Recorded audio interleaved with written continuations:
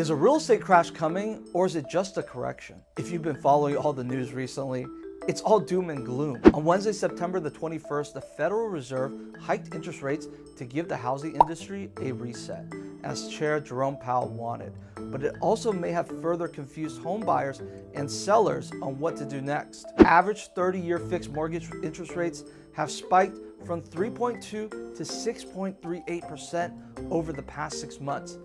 And this has tightened the supply as sellers hang on to those early historic low interest rates.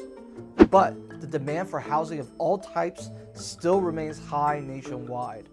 Last Wednesday, Powell said in an effort to cool a red-hot housing market, to straighten a big imbalance, he now believes it will likely take a difficult housing correction to fix things. For the longer term, what we need is supply and demand to get better aligned so that housing prices go up at a reasonable level and also at a reasonable pace. And that way people can afford homes again.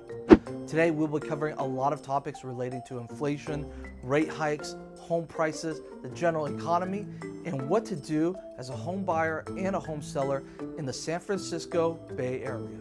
So what did we learn from Powell's talk last Wednesday? So far, the tightening monetary policy led the 30-year fixed rate to 6.29% this week, up 27 basis points from the previous week. And this is based on Freddie Mac's survey.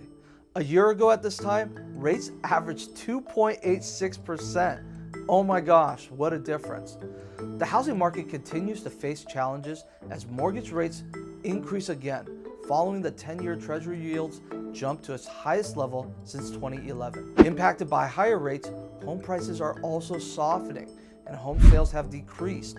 However, the number of homes for sale remains well below normal levels. Some market watchers were hoping to see Powell express a willingness to tone down the tightening.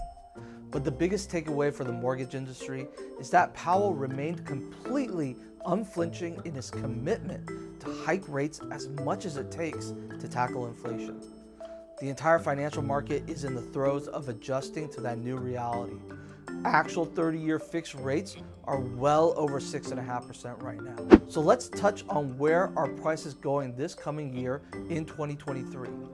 Will U.S. home prices drop? Mark Zandi, chief economist from Moody's Analytics, expects year-over-year home price growth in the U.S. to bottom out from 20% to 0% by this time next year. Zandi believes the housing market is already in a correction, which could increase home inventory as the volume of sales declines. He said there are now 210 out of the top 400 housing markets across the country that are significantly overvalued, and this means they're overvalued by more than 25%. Could home prices drop sooner than that? Absolutely, but I think that a lot of the sellers in the Bay Area have already started being more realistic on pricing their homes as they realize the crazy markets of last year are gone. After rates were first increased in April, a lot of the homes coming on the market had price drops due to expectations of a still hot market. Recently though, sellers coming on the market in the Silicon Valley are just much more realistic on their list prices. Even though we are seeing some homes sitting on the market a little longer, we are not seeing as drastic of price drops. In the housing market, we most likely have to go through a correction to get back to lower prices, Powell says. But from a business cycle standpoint, this difficult correction should put the housing market back into a better balance. Will inflation cause home prices to go down? In order to slow inflation, consumers have to slow consumption, and that's not always a good thing.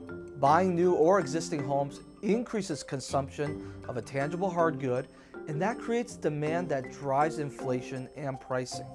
Every home sale results in either paying realtors, moving companies, buying furniture, appliances.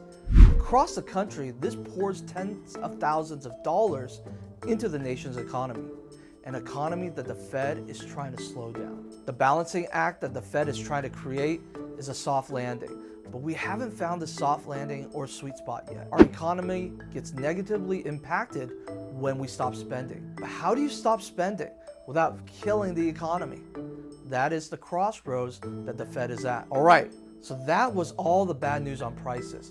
Here is some good news. Experts are starting to make their 2023 home price forecast. And as they do that, most agree homes will continue to gain value, just at a slower pace. Over the past couple of years, home prices have risen at an unsustainable rate, leaving many to wonder how long this could last. Historically, home prices have appreciated at a rate of nearly 4%. For 2023, the average of 6 major forecasters noted that it's going to be around 2.5% appreciation. While one is calling for depreciation, the other 5 are calling for appreciation. So that's about prices and the coming year in 2023. Here are some of the reasons we foresee housing staying hot regardless of the prices. To understand why experts are calling for appreciation next year, look to the economics of supply and demand. The root issue of what drives home prices almost always is supply and demand. 2 things are driving home prices upward.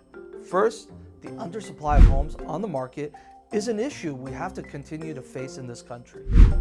Supply just can't keep up with the demand. The severely low supply of homes is also helping fuel demand and higher home prices, which is another reason why housing experts say the market will remain strong for years to come. The supply-demand imbalance is the primary reason home prices have escalated so rapidly. And after not building nearly enough homes for the last decade, home builders will take several years at least to add enough new supply to balance the market. In a balanced market, the months of supply would be around 6 months, the time it would take to deplete all the homes for sale at the current sales pace.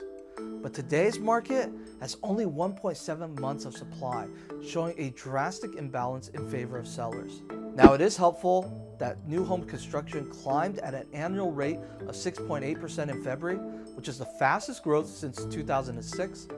But the nearly 1.8 million new home starts are unlikely to put a dent in home prices. Number 2, millennials are growing into their peak home buying years, with Gen Z right behind. Since they're the largest demographic behind the baby boomers, demand isn't going away anytime soon. The number of potential home buyers is plentiful, with Americans who are either millennial aged or younger making up half of the US population. This is significant because first-time home buyers represent the largest share, 31%, of people purchasing homes. And this is according to the National Association of Realtors. We won't see a downturn because the housing market saw little increase in inventory for the past 10 years. In a few years, Gen Z will be turning 30 and even more financially ready to become homeowners than millennials were at their age. This means that the demand for homes will be as high, if not higher, while inventory will still be behind in the demand. Experts are calling for home prices to appreciate next year, although at a slower pace than the previous 3 years. The reason for this is simple. The dynamics of supply and demand are playing out in real estate and will continue for many years to come.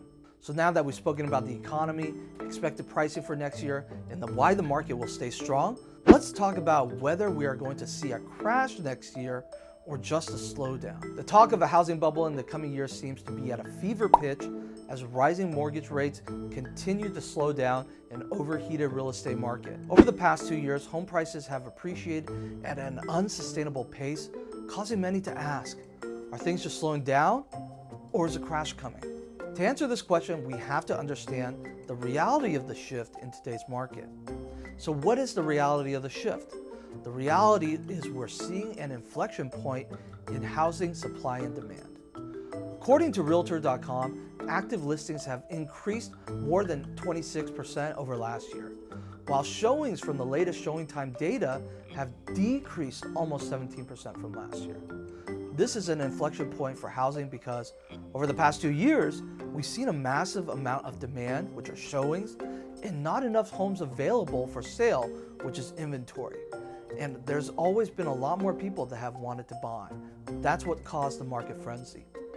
Today, supply and demand look very different, and the market is slowing down from the pace that we've seen before. The real estate market is slowing down, and that's causing many to fear that we're in a housing bubble. What we have experienced in the housing market over the past 2 years were historic levels of demand and constrained supply. This led to homes going up in value at a record pace. While some overheated markets may experience price depreciation in the short term, according to experts, the national real estate market will continue to appreciate in the coming year. So, are we going to have a housing crash? The housing market, most likely not. The housing market is nowhere close to to the housing market crash during the 2008 recession. A lot of consumers are thinking, do I really want to buy a house right now when I have other pressing things that make me want to pause, like paying for high gas prices and groceries? A big reason we won't be seeing a housing crash is primarily because of new lending regulations resulting from the 2008 meltdown. U.S. households are now more economically stronger than in 2006 prior to the crash. And that's a good sign because with the Fed, the goal here is not to break the economy, but to slow things down. Lending standards are tighter due to lessons that we learned from '08 and also new regulations enacted. Those approved for a mortgage nowadays are less likely to default than those who were approved in the pre-crisis lending period. It's rare today to come across a lender offering so-called no-doc loans, where the applicant did not have to provide documentation of income. This was a common practice before the housing crash. Also, many loans backed by the government have a certain set of standards, like minimum credit score and down payment requirements. Regulators now expect lenders to verify a borrower's ability to repay the loan, among other standards. So with all this news going on in the real estate market, all this news going on in the economy, in the Bay Area, does it still make sense to buy? What are you supposed to do as a home buyer? The most important thing that my team and I are discussing with our buyers right now is how secure do you feel at your job? Are people being laid off? Are you redundant? How secure are your finances? If both of these are good and you find a home that you like, it is still a good time to buy if you can get in at a good price that protects you. Real estate in the Silicon Valley is always a good idea as long as you buy within your means. Make sure to watch our video series that takes you through the home buying process. Now, what about as a seller? Is it still a good time to sell your home in the Bay Area? And the answer is yes, it is still a great time if you are realistic regarding your list price and also realistic about the quality of your home. Just because you changed out all the doorknobs inside your home does not make it worth $10,000 more like it did last year. People always have to sell for different reasons other than making money, and it's usually because of a family or a work situation. Make sure to watch our video series that takes you through the home selling process, and we can share our strategy of how to get your home sold on your timeline and also at the highest price. Just a month ago, we listed and sold a home $262,000 over list price. We priced it similar to last year's pricing, and last year in a hot market, it sold for $185,000, and we just closed at $195,000. This just shows you that there are still a lot of buyers out there looking for homes just like yours. I hope you got something out of today's video. If you have any questions or comments, please leave them below so that we can respond to that and maybe also address it in a future video. If you got something from the video, please leave us a like. And if you want to learn more about real estate in the Bay Area, we upload videos Tuesday and Thursday. Please hit the subscribe button and the bell to be notified. We'll see you in our next video.